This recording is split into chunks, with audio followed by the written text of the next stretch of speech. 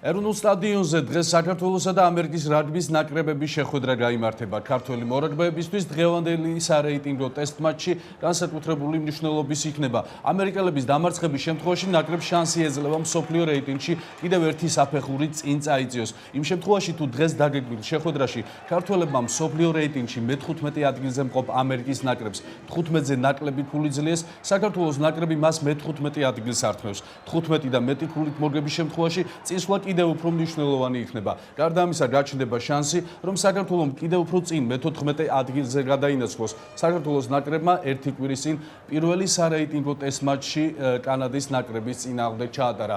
ქართველებმა კანადელების ანგარიშით 22-15 დამარცხების შედეგად რაგბის საერთაშორისო საბჭოს ყოველკვირეულ რეიტინგში გუნდმა მე-17-დან მე-16 საფეხურზე გადაინაცვლა. შეხვედრა 2 საათზე დაიწყება. დღეს ბილეთის ღირებულება 3 და 5 ლარია.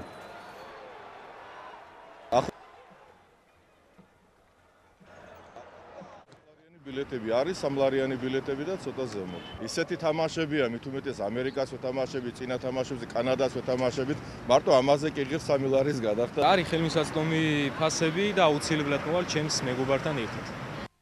ეჭვი არ მეპარება რომ მოგება ჩვენია წარმატებები ბიჭებს.